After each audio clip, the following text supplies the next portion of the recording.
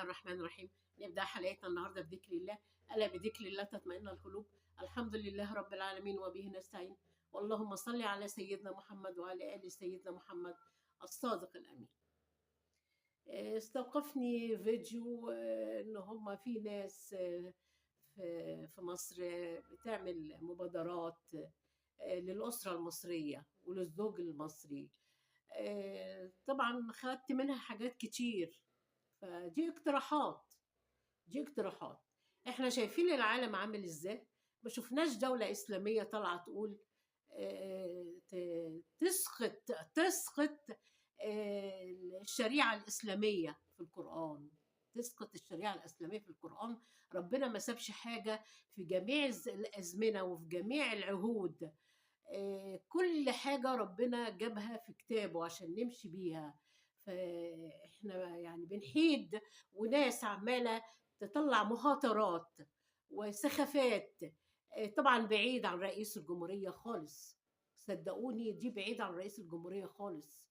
دي ناس طالعة جوه البلد، معرفش ايه بتجيب الكلام ده منين، وبتعمل ليه كده بلبلة في البلد، وبتعمل بلبلة في الأسر. واي واحد قابل على الزواج بتبص تلاقيه ده القايمه، بيجي يكتب القايمه مليون شاب صاحبه يقول له لا ما تمديش على القايمه، ما تاخدش القايمه. ناس اتسجنت كتير بالقايمه، ودول قاعدين يهدوا الاسر المصريه ويهدوا الكيان المصري من الداخل. ليه؟ في ظل ان مصر زي ما انتم شايفين كده، اثيوبيا والسودان وبتجيب ناس من بره وتقعد عندنا. في ايه؟ انا نفسي اعرف ايه المهاترات اللي انتوا بتعملوها دي، وايه الاكاذيب اللي انتوا بتعملوها دي. مفيش حاجة اسمها كده. اي اسرة محترمة بتشتري راجل وبتقف جنبه وبتجوزه بنتها. واحنا طول عمرنا يد واحدة كأسر مصرية متحدة، اللي هي بتكون الكيان المصري كله كجمهورية مصر العربية.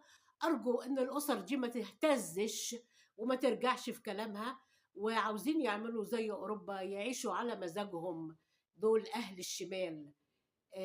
إحنا كأهل الأسر وأهل اليمين وأهل القرآن وأهل الشريعة لازم نقف على الأرض صلبة ونحارب الناس دي كلها. طبعا ده بعيد عن رئيس الجمهورية وبعيد عن الكيان الحكومي خالص.